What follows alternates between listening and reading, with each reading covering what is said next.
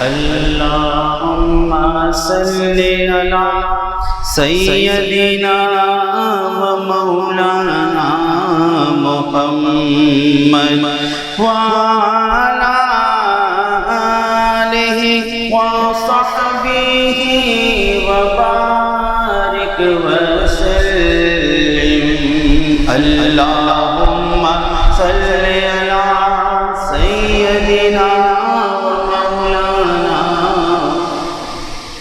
ان کی مہکنے دل کے غنچے کھلا دیے ہیں، جس راہ چل گئے ہیں کوچے پسا دیے، اور اللہ کیا جہنم ابھی نہ سرد ہوگا،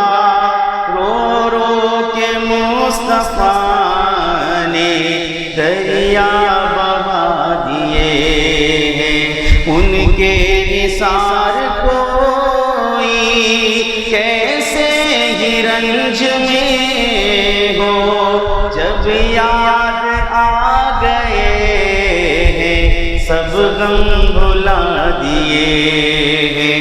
اللہم صلی علی سیدنا و مولانا محمد وعلی آلہ وصحبہ وبارک وسلم۔ تیرے دامن کرم میں، تیرے کرم میں جس نیند آ گئی ہے، تیرے دامن کرم میں جس نیند آ گئی ہے، جو فنا نہ ہوگی اسے زندگی ملی ہے، جو فنا نہ ہوگی ایسی اسے زندگی ملی ہے، تیرے دامن کرم میں جس نیند آ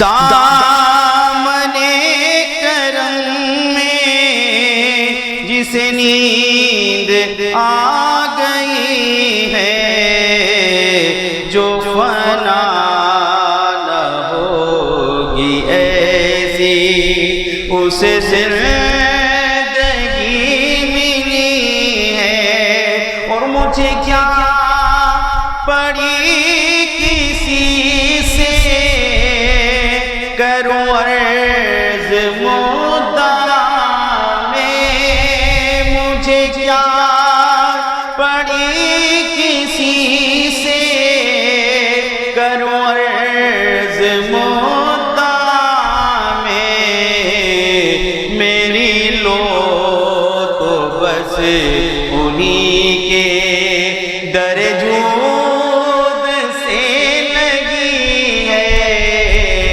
میری لو تو بس انہی کے در جود سے لگی ہے، اور وہ جہاں بھر کے داتا مجھے پھیر دیں گے خالی، وہ جہاں بھر کے داتا مجھے پھیر دیں گے خالی، میری توبہ اے خدا یہ میری توبہ اے خدا یہ میرے نفس کی بدی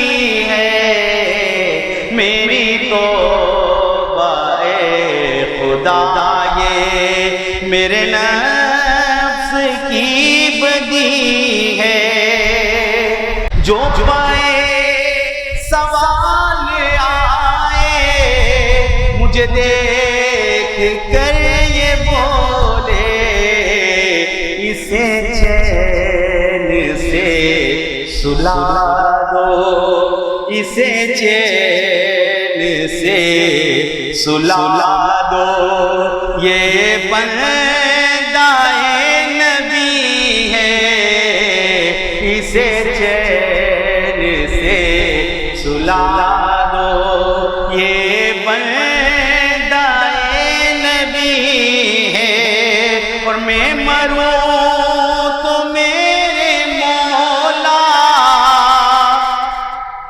یہ ملائکہ سے کہہ دے، میں مروں تو میرے مولا یہ ملائکہ سے کہہ دے، کوئی اس کو مت جگانا، کوئی اس کو مت جگانا، ابھی آنکھ لگ گئی ہے، کوئی اس کو مت جگانا، ابھی آنکھ لگ گئی ہے، میں گناہگار ہوں رے، بڑے مرتبوں کی خواہش،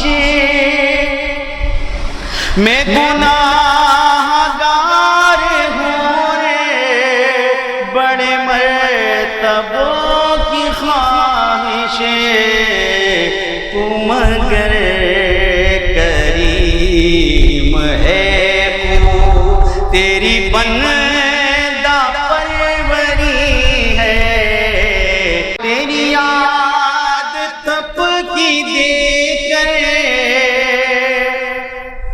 مجھے اب شہاں سلا دے، مجھے جاگتے ہوئے یوں بڑی دیر ہو گئی ہے، جو فنا نہ ہوگی ایسی، تیرا دل شکستہ اختر اسی انتظار میں ہے، تیرا دل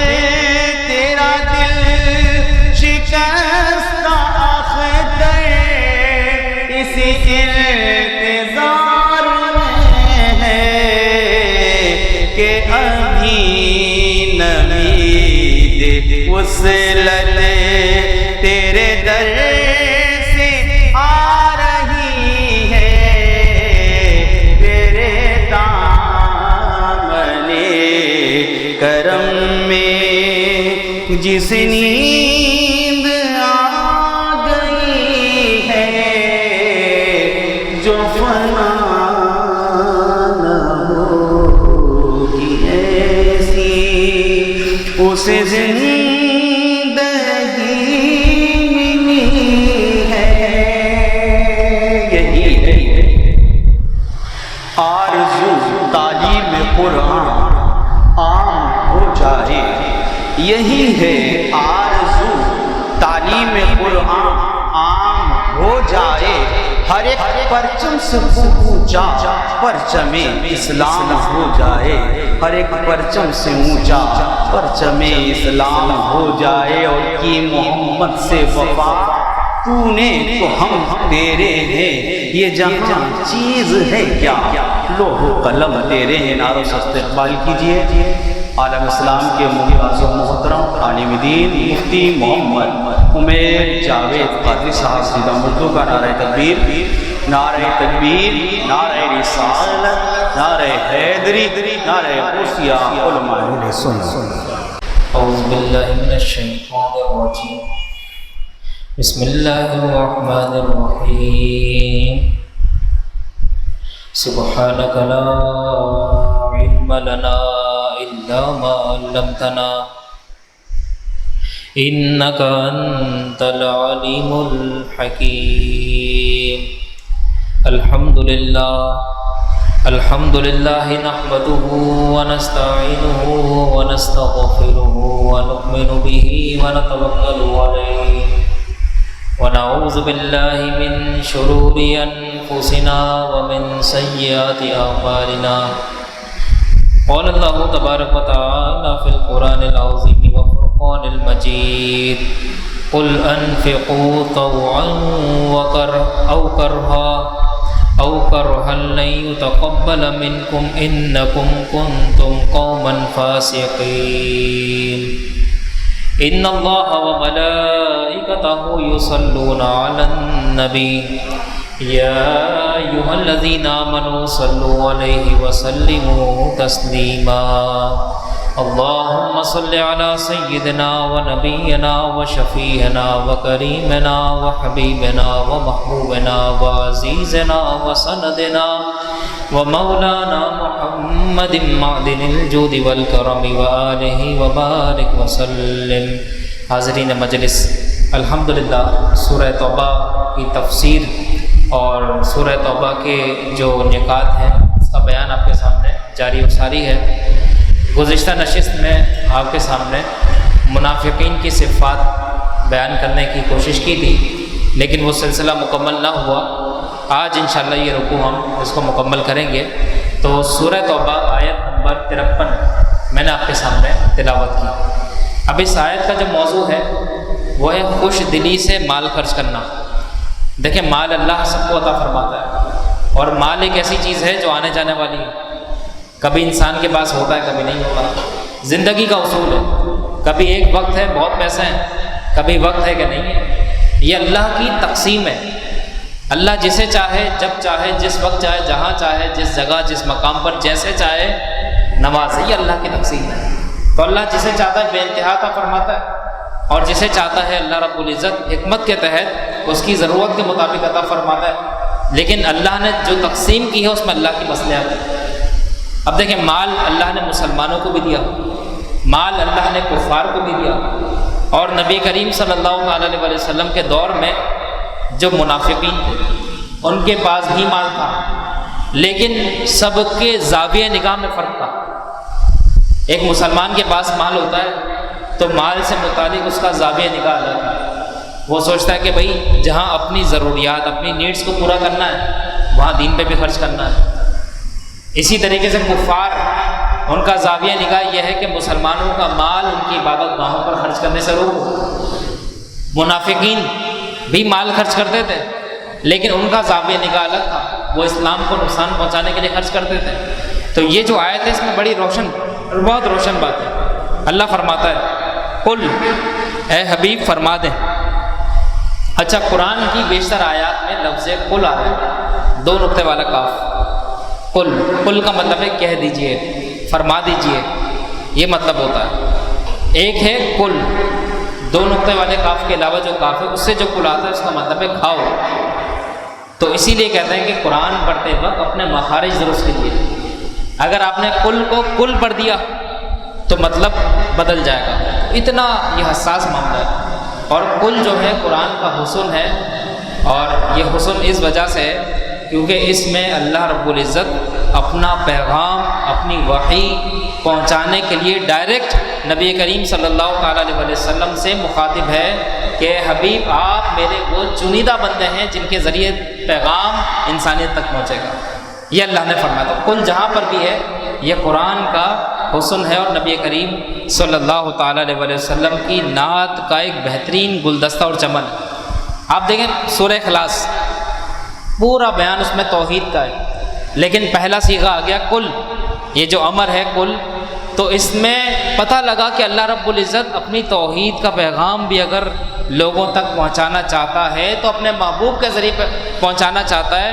اور اس میں پیغام یہ ہے کہ توحید وہی مقبول ہے جو حضور کی بارگاہ سے ملے. توحید وہی مقبول ہے جو حضور کی زبان مبارک سے تعلیم کی صورت میں ملے. تو قل جو ہے یہ حضور علیہ السلام کی نعت کا گلدستہ ہے جو قرآن میں موجود ہے. بیشتر مقامات پر اللہ نے لفظ قل فرمایا. اور اگر غور سے پڑھیں تو بظاہر کل کی حاجت محسوس نہیں ہوتی۔ تو اللہ نے کیوں فرمایا؟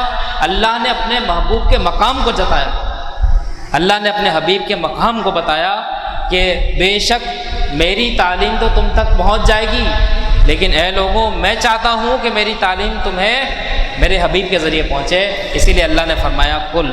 اب دیکھیں یہ جو بات ہے، اللہ فرماتا ہے کل، اے حبیب فرما دیجئے انفقوا طوعا وکرہا کرہا، تم خوش دلی سے خرچ کرو یا ناگواری سے۔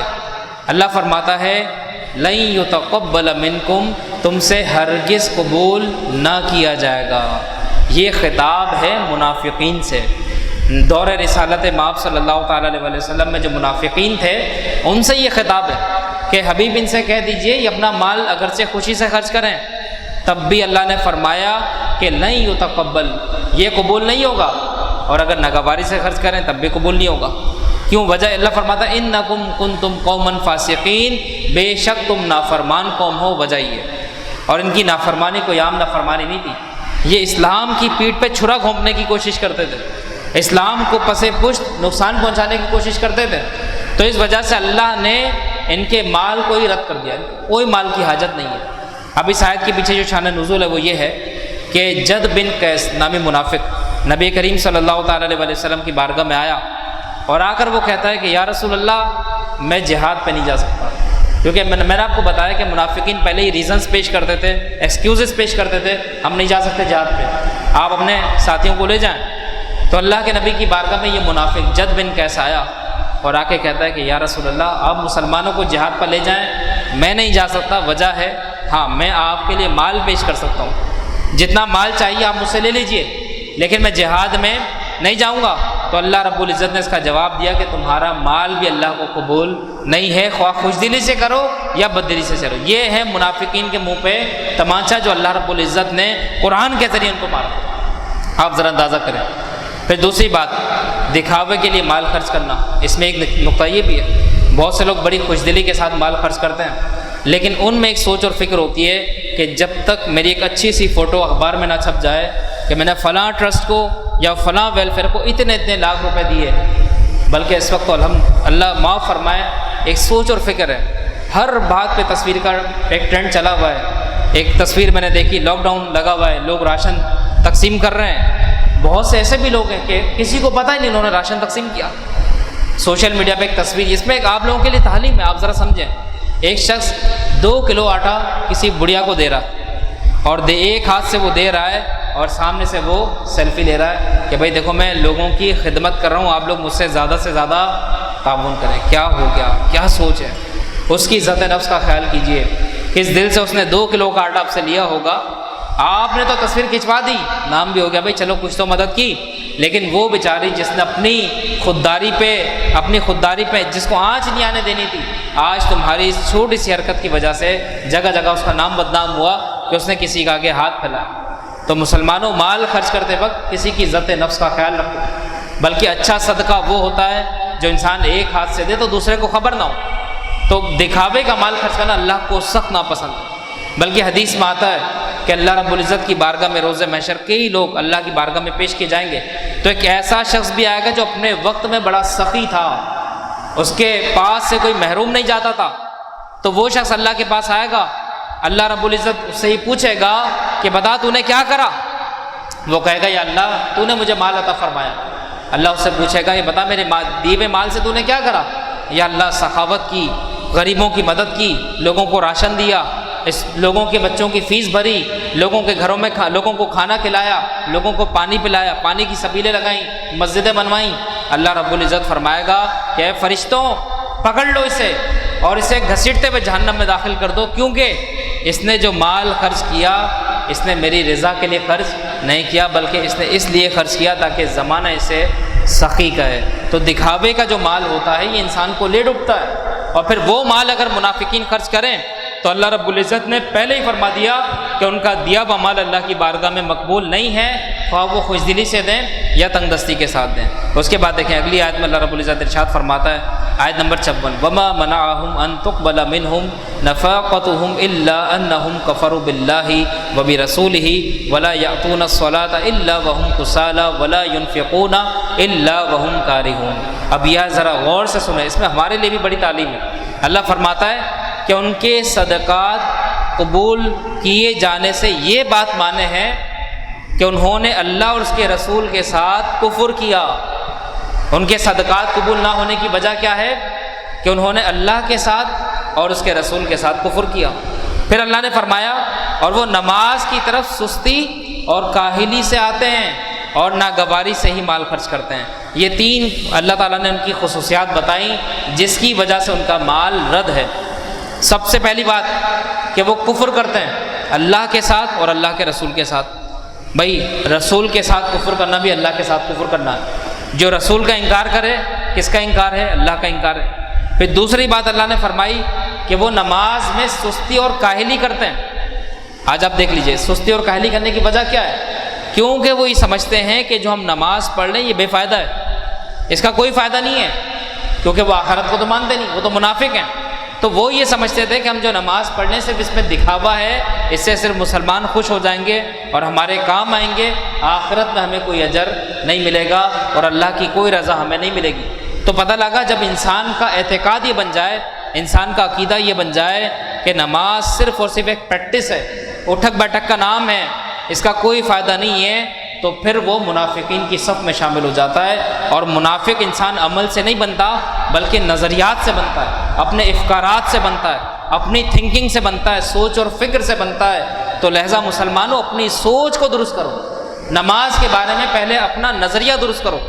اگر ہمارا نظریہ یہ ہو جائے کہ ہم جو نماز پڑھ لیں خالصتاً اللہ کے لیے پڑھ لیں اور جس کے آگے ہم سر جھکا رہے ہیں اس سے زیادہ سپیریئر کوئی نہیں ہے، اس سے زیادہ پاورفل کوئی نہیں ہے، یہ ہمارا نظریہ بن گیا۔ اب جب یہ آئیڈیالوجی اور یہ تھنکنگ بنا کے جب آپ نماز پڑھیں گے اللہ اکبر، تو پھر وہ مزہ آئے گا کہ جو اللہ ڈاکٹر اقبال مرحوم نے کہا کہ میرا قیام بھی حجاب، یہ جو حجاب کا جو معاملہ یہ ہٹ جائیں گے، میرا سجود بھی حجاب، یہ ہماری نماز حجاب میں ہے۔ کیوں حجاب میں ہے؟ کیونکہ ہمارا نظریہ یہ ہے کہ بھئی نماز پڑھنی ہے بس ایک فارمیلٹی پوری کرنی ہے، ہمیں نماز پڑھ کے فارمیلٹی پوری نہیں کرنی، بلکہ نماز کے بارے میں ہمارا نظریہ یہ ہونا چاہیے جس ذات کے آگے ہم نے سر جھکا دیا وہی ذات سب سے اعلیٰ ہے، اس سے بڑا کوئی نہیں ہے، اس سے عظیم کوئی نہیں ہے، میرے سارے مسائل کا حل اس کی بارگاہ میں ہے۔ جب یہ نظریہ بنا کے آپ نماز پڑھیں گے تو یقین کیجئے نماز سے بڑا مزہ آئے گا، نماز سے بڑا سرور آئے گا۔ اسی لیے اللہ والوں کی نمازیں بڑی طویل ہوتی ہیں، بڑی لمبی لمبی نماز پڑھتے ہیں، ان کو پتہ ہے کہ لوگوں کو تکلیف ہوتی ہے، لوگ کہتے ہیں بھائی بڑی لمبی نماز پڑھاتے ہیں ہم تھک جاتے ہیں، لیکن لوگوں تمہیں نہیں پتہ وہ کس عقیدے کے ساتھ کس نظریے کے ساتھ نماز پڑھتے ہیں، ان کی نماز کے بارے میں کیا سوچ ہے۔ تو یہ تو صفت اللہ نے منافقین کی بتائی کہ منافقین نماز میں سستی اور کاہلی کرتے ہیں، اور جو غیر منافقین ہوتے ہیں یعنی مومنین ہوتے ہیں وہ نماز کو بڑے ذوق کے ساتھ، بہت ہی شوق کے ساتھ اور بہت ہی ایک دل کے ساتھ اور دل کی حضوری کے ساتھ اللہ کی بارگاہ میں سجدہ ریز ہوتے ہیں۔ آپ نے دیکھا ہوگا ہمارے حضرت صاحب، حضرت قبلہ و کعبہ، پیر طریقت، رہبر شریعت، ولی نعمت، سرمایہ اہل سنت، زینت اہل سنت، حضرت علامہ و مولانا قاری محمد نثار الحق صاحب صدیقی قادری اشرفی رحمۃ اللہ علیہ کو ایسی نماز، میں آپ کو صحیح بتا رہا ہوں، بڑے بڑے علماء کی بارگاہ میں حاضری ہوئی، لیکن یقین کیجئے کہ جو نماز میں نے حضرت کی دیکھی ویسی نماز کے دیکھنے کو نہیں ملی۔ اتنی طویل نماز اور اتنے خوشی اور خضوع کے ساتھ، اتنی حضوری کے ساتھ کہیں نہیں ملا، بلکہ نماز کے بعد جو دو سنتیں ہوتی ہیں بہت سے لوگ پڑھ لیتے ہیں، وہ اپنا حساب ہے، لیکن حضرت صاحب کا معاملہ کچھ اور تھا، وہ سب کچھ نماز کو سمجھتے تھے، اور اصل قربت الہی ہی نماز ہے۔ نماز اللہ کے رازوں میں سے ایک راز ہے، نماز اسلام کے اسرار میں سے ایک اسرار ہے، نماز اسلام کے حسن میں سے گلدستوں میں سے ایک گلدستہ ہے۔ اور نماز میں کیا ہے؟ نماز میں سب کچھ ہے، اس میں توحید بھی ہے، اس میں رسالت بھی ہے، اس میں عقیدہ آخرت بھی ہے، اس میں تمام ضروریات دین بھی ہیں۔ جب اللہ کے حضور آپ نے ہاتھ باندھے اللہ اکبر کہا تو آپ نے سب سے بڑا کس کو مان لیا؟ اللہ کو مان لیا۔ کتنی بڑی اور مبارک سوچ ہے کہ ایک مومن سب سے بڑا دل و جان سے اللہ کو مان کے اللہ اکبر کہہ رہا ہے۔ اب جب اللہ اکبر کہہ لیا، کتنے ادب کے ساتھ اس کی بارگاہ میں کھڑے ہو گئے، یہاں پر یہ سوچ پیدا ہوئی کہ بارگاہ الہی کا خاص ادب ہے، خبردار اب نماز میں آ گئے، نہ ادھر دیکھنا ہے نہ ادھر دیکھنا ہے، نہ کسی سے بات کرنی ہے نہ کسی سے کلام کرنا ہے، نہ کچھ کھانا ہے نہ کچھ پینا ہے، کہیں التفات نہیں کرنا۔ کیوں؟ کیونکہ ہمارا یہ نظریہ بن گیا کہ جس بارگاہ میں ہم کھڑے ہو گئے وہ بارگاہ بڑے ادب کا مقام ہے، وہ بڑے بے انتہا ادب کا مقام ہے، یہاں جتنا ادب ہو اتنی ترقی نصیب ہو، جتنا ادب ہو اتنا انسان کو عروج نصیب ہو۔ الصلاۃ معراج المؤمنین، نماز مومن کی معراج ہے۔ کیوں بھائی؟ ہمارے نبی نے ایسا تو نہیں فرما دیا کہ نماز مومن کی معراج ہے، جب نبی نے فرما دیا معراج ہے تو معراج ہے۔ جو بلندی جو عروج معراج نماز سے ملتا کسی اور بات سے نہیں ملتا۔ حضرت ثابت بنانی رحمۃ اللہ علیہ تابعی بزرگ ہیں، وہ ان کا معمول یہ تھا کہ بڑے ذوق کے ساتھ شوق کے ساتھ نماز پڑھتے تھے، تو ان کا انتقال ہو گیا۔ اب جب ان کی تدفین ہوئی تو تدفین کے وقت قبر کے پاس کھڑے ہونے والے ایک شخص کا بیان ہے، اور اس نے واقعہ باقاعدہ نقل کیا۔ وہ کہتا ہے کہ جب ہم نے قبر پہ مٹی ڈال دی، اور ظاہر سی بات ہے دفنانے کے بعد بہت سے لوگ چلے جاتے ہیں اور بہت سے وہیں رہ جاتے ہیں، تو قبر میں کچھ کسر باقی رہ گئی، اور قبر کا جو سلیب ہوتا ہے وہ نیچے گرا اور مٹی سے قبر کے اندر کا حصہ ظاہر ہو گیا۔ تو فرماتے ہیں کہ ہم نے یہ دیکھا، ایک حیران کن بات دیکھی کہ ابھی حضرت ثابت بنانی رحمۃ اللہ علیہ کو ابھی دفن کیا، لیکن ہم نے قبر میں ایک حیران کن منظر دیکھا۔ ہم نے دیکھا کہ حضرت ثابت بنانی رحمۃ اللہ علیہ جن کو بھی تھوڑی دیر پہلے جن کی تدفین ہوئی وہ اپنی قبر میں نماز پڑھ لیں۔ فرماتے ہیں مجھے شک ہوا کہ میں صحیح دیکھ رہا ہوں غلط دیکھ رہا ہوں، تو فرماتے ہیں میں نے اپنے برابر والے شخص کو جھنجھوڑا، کہا کیا تم نے بھی وہی دیکھا جو میں نے دیکھا؟ اس نے کہا بالکل میں نے بھی وہی دیکھا جو آپ نے دیکھا ہے۔ تو اس نے پھر خبردار کیا، خبردار یہ بات مشہور مت کر دینا، یہ عالم برزخ کا معاملہ ہے، انکار اللہ کا معاملہ ہے، لہذا اس کو راز میں رکھو۔ لیکن ہم ان کی گھر پہ چلتے ہیں اور گھر والوں سے جا کے ذرا پوچھتے ہیں کہ ان کے معاملات کیا تھے۔ تو اس وقت حضرت ثابت بنانی رحمۃ اللہ علیہ کی اکلوتی بیٹی تھی، یہ دونوں اس کے پاس آتے ہیں اور کہتے ہیں بھائی تم اپنے والد کے معاملات ذرا ہمیں بتاؤ۔ انہوں نے کہا ان کے تو کوئی ایسے خاص معاملات نہیں تھے، لیکن ہاں یہ بات ہے کہ نماز کے بڑے پابند تھے، اور میں نے اپنی زندگی کے 50 سالوں میں دیکھا کہ حضرت ثابت بنانی رحمۃ اللہ علیہ پابندی کے ساتھ رات کو تہجد کی نماز پڑھتے تھے، پابندی کے ساتھ، اور پوری رات ان کی قیام میں گزرتی تھی، اور جب فجر کا وقت قریب آتا تھا، جب طلوع سحر ہوتا تھا تو وہ دعا کے لحاظ اٹھا دیا کرتے تھے اور وہ اللہ سے دعا مانگتے تھے، یا اللہ اب ذرا ان کی دعا سنیں اور دیکھیں کہ اللہ تعالیٰ اپنے مقبول بندوں کو کیسے ان کی قبولیت کی گھڑی کیسے ان کے قریب آتی ہے۔ ثابت بنانی رحمۃ اللہ علیہ کی دعا ہوتی تھی کہ یا اللہ جس طرح زندگی میں نماز پڑھ رہا ہوں اسی طرح مجھے قبر میں بھی نماز کی توفیق عطا فرما۔ اس دعا کا ظہور کب ہوا؟ جیسے ان کی تدفین ہوئی فوراً نماز کے لیے کھڑے ہو گئے۔ تو اللہ والوں کا طریقہ یہ ہوتا ہے کہ وہ قبر میں بھی نمازیں پڑھتے ہیں، کیونکہ اللہ ان کے ذوق اور شوق کو پورا کرتا ہے، اور نماز سے بہترین کوئی عبادت تھی۔ اس کے بعد پھر اللہ نے فرمایا وہ مال خرچ کرنے میں سستی کرتے ہیں۔ دوستوں اور بزرگوں، جہاں ہم سے مال کا تقاضا کیا جائے دین کے معاملے میں تو وہاں پر مال خرچ کرو۔ اگر اہل اسلام دین میں تعاون نہیں کریں گے تو کون کرے گا؟ تو سب سے زیادہ خوشدلی کے ساتھ مسلمانوں کو اللہ کے دین کے لیے اپنے مال کے ذریعے تعاون کرنا چاہیے۔ تو یہ بہت ہی مختصر تفسیر میں نے آپ کے سامنے پیش کی۔ آیت نمبر 55 اللہ فرماتا ہے فَلَا تُعْجِبْكَ أَمْوَالُهُمْ وَلَا أَوْلَادُهُمْ انما یرید اللہ لیعذبہم بہا فی الحیات الدنیا وتزہق انفسہم وہم کافرون۔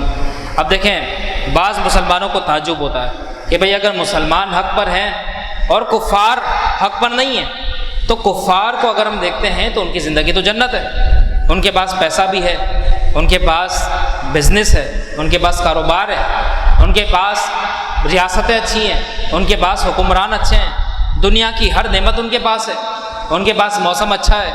کہاں مسلمان عرب میں گرمی میں پڑے ہوئے ہیں، کہاں ایشیا کی اتنی سخت گرمی، ہر چیز تو کفار کے پاس ہے۔ ایسا کیوں ہے؟ مسلمانوں کے پاس خود کچھ بھی کیوں نہیں ہے؟ اس کی وجہ کیا ہے؟ تو اس کی وجہ اللہ رب العزت قرآن مجید میں بیان فرماتا ہے۔ اللہ فرماتا ہے تو تمہیں ان کے مال اور ان کی اولاد تعجب میں نہ ڈالے، ایسا نہ ہو کہ دیکھ کر کنفیوز ہو جاؤ کہ ان کے پاس تو سب کچھ ہے، ہمارے پاس تو کچھ ہے ہی نہیں۔ اللہ فرماتا ہے کہ اللہ یہی چاہتا ہے کہ ان چیزوں کے ذریعے دنیا کی زندگی میں ان سے راحت اور آرام دور کر دیں. اور اللہ فرماتا ہے کہ اور کفر کی حالت میں ان کی روح نکلے. یعنی اس سے یہ نقطہ پتہ لگا کہ کفار کا مال اور کفار کی اولاد دنیا میں ان کے لیے آزمائش ہے. وہ کیسے کہ بھائی ان کو مال مل گیا، اب وہ ہمیشہ اس مال میں پڑے رہیں گے، اب وہ اسی کے لیے محنت کریں گے، مشقت کریں گے، اور اسی کے لیے سارے حرام ذرائع استعمال کریں گے، اسی کے لیے کاوشیں کریں گے اور اللہ سے دور ہوتے چلے جائیں گے. اسلام کی مخالفت میں اپنا مال خرچ کریں گے تو ان کے مال، ان کی اولاد ان کے لیے آزمائش ہے. پھر دوسری بات، نبی کریم صلی اللہ تعالیٰ علیہ وسلم نے فرمایا کہ اللہ رب العزت فرماتا ہے کہ اگر اللہ کے نزدیک دنیا کی حیثیت مچھر کے پر کے برابر بھی ہوتی تو اللہ اسے کبھی بھی کفار کے ہاتھوں میں نہ دیتا.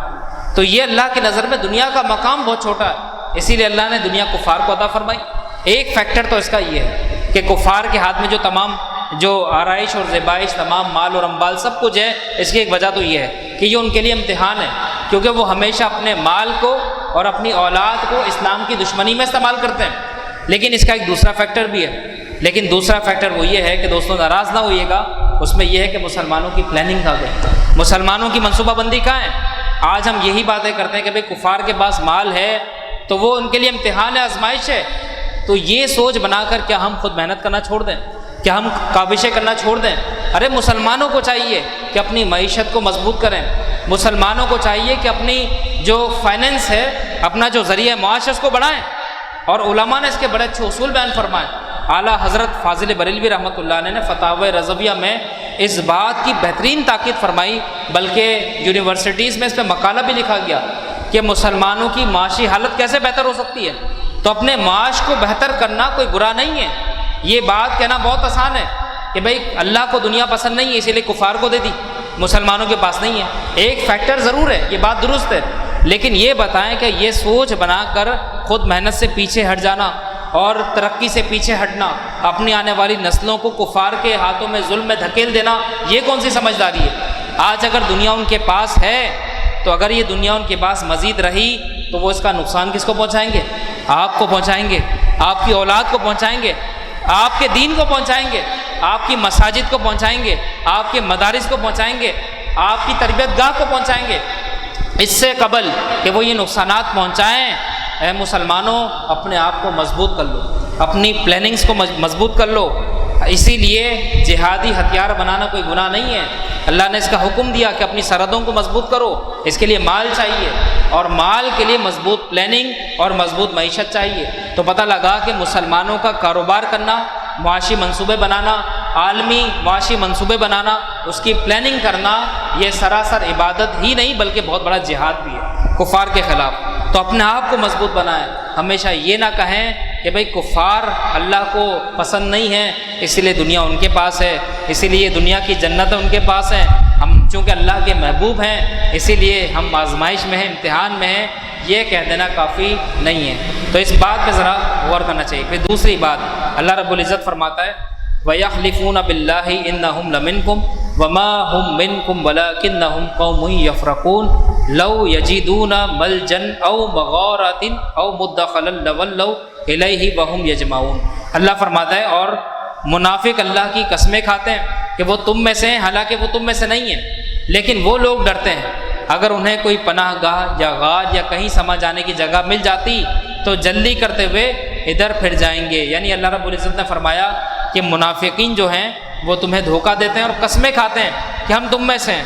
تو ان کی قسموں کا اعتبار نہ کرنا بلکہ ان سے ہوشیار رہنا. اس کے بعد اللہ فرماتا ہے، آخر کی دو آیتیں، اللہ فرماتا ہے وَمِنْهُمْ مَنْ يَلْمِزُكَ فِي الصَّدَقَاتِ فَإِنْ أُعْطُوا مِنْهَا رَضُوا وَإِنْ لَمْ يُعْطَوْا مِنْهَا إِذَا هُمْ يَسْخَطُونَ. اللہ فرماتا ہے اور ان میں سے کوئی وہ ہے جو صدقات کی تقسیم کرنے پر آپ پر اعتراض کرتا ہے، تو اگر انہیں ان صدقات میں سے کچھ دے دیا جائے تو راضی ہو جاتے ہیں، اور اگر انہیں ان میں سے کچھ نہ دیا جائے تو اس وقت ناراض ہو جاتے ہیں.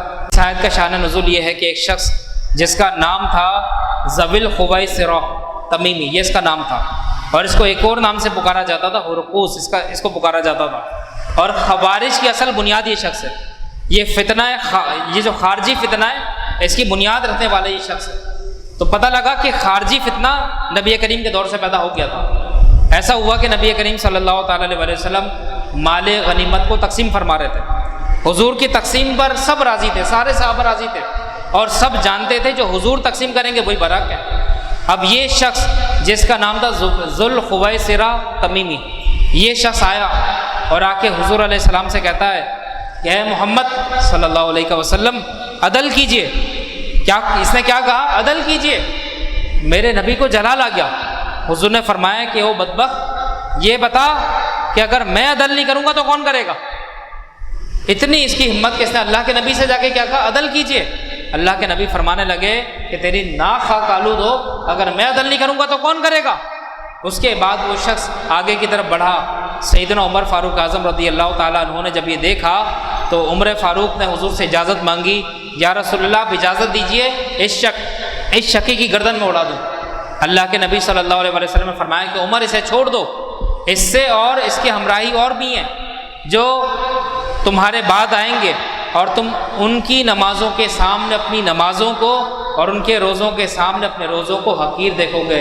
اس کی نسلیں آگے بڑھیں گی، یہ بڑے دیندار تمہیں نظر آئیں گے، ایسی ایسی نمازیں پڑھیں گے، تمہیں اپنی نمازیں ان کے سامنے حقیر لگیں گی، یہ ایسے روزے رکھیں گے کہ تمہیں لگے گا سب سے بڑے روزے دار یہ لوگ ہیں۔ پھر حضور نے فرمایا کہ وہ قرآن پڑھیں گے اور ان کے گلوں سے نہ اترے گا، یعنی بڑے اچھے انداز میں قرآن پڑھیں گے، قرآن کے بڑے عاشق ہوں گے، بڑے بڑے ادارے قرآن کے نام پہ چلا رہے ہوں گے، لیکن قرآن ان کے حلق سے نیچے نہیں اترے گا، یعنی قرآن کا جو علم ہے اصل علم وہ ان کے سینے تک نہیں پہنچے گا بلکہ حلق میں اٹکا رہے گا۔ پھر حضور نے فرمایا کہ وہ دین سے ایسے نکل جائیں گے جیسے تیر شکار سے نکل جاتا ہے۔ یہ روایت بخاری کتاب المناقب کی ہے۔ پتہ لگا کہ خوارج وہ لوگ ہیں جو نبی کریم صلی اللہ تعالیٰ علیہ وسلم کے عدل اور حضور کے انصاف پر اعتراض ہی نہیں کرتے، بلکہ اعتراض کرنے کے ساتھ ساتھ نمازیں بھی بڑی اعلیٰ پڑھتے ہیں، روزے بھی بڑے اعلیٰ رکھتے ہیں، قرآن کی تلاوت بھی بڑی اعلیٰ کرتے ہیں، لیکن دین سے ان کا کوئی تعلق نہیں ہے۔ پھر اس کے بعد دوسری روایت، یہ حضرت عبداللہ ابن عمر فرماتے ہیں کہ اللہ کے نبی نے دعا فرمائی کہ اللہ ہم کو ہمارے شام میں برکت دے۔ حضور نے شام میں برکت کے لیے دعا فرمائی۔ پھر راوی فرماتے ہیں کہ اللہ کے نبی نے فرمایا کہ یا اللہ یمن میں برکت عطا فرما۔ تو لوگوں نے عرض کیا کہ یا رسول اللہ صلی اللہ علیہ وسلم نجد کے لیے بھی دعا فرما دیں کہ اللہ رب العزت نجد میں برکت نازل فرمائے۔ تو اللہ کے نبی صلی اللہ تعالیٰ علیہ وسلم نے فرمایا، راوی کہتے ہیں کہ میرا خیال ہے کہ حضور نے ارشاد فرمایا کہ وہاں یعنی نجد میں زلزلے اور فتنے ہوں گے اور وہاں سے شیطانی گروہ نکلے گا۔ تو خوارج وہیں کی پیداوار ہیں، اور خوارج کا کام کیا ہے؟ حضور پر اعتراض کرنا، حضور کی شان گھٹانا، حضور کے مناقب کو گھٹانا، حضور کی نعت میں کمی کرنا، اور وہ نماز بھی پڑھتے ہیں، قرآن بھی پڑھتے ہیں، سب کچھ کرتے ہیں، لیکن مسلمانوں کی پہچان کیا ہے؟ ان کی پہچان یہ ہے کہ جب ان سے بات کرو گے تو وہ حضور کے فضائل کو چھپائیں گے یا پھر گھٹانے کی کوشش کریں گے۔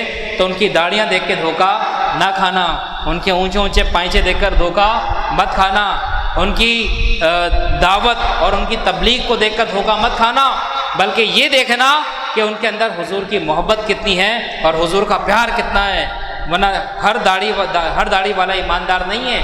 اور یاد رکھیں داڑھی جو ہے اسلام کا شعار ہے، پہچان آدمی کی معاملات سے ہوتی ہے، اور اگر صحیح مسلمان کی پہچان کرنی ہے تو صرف یہ دیکھو کہ اس کے پاس ادب کتنا ہے، حضور کا کتنا ادب ہے۔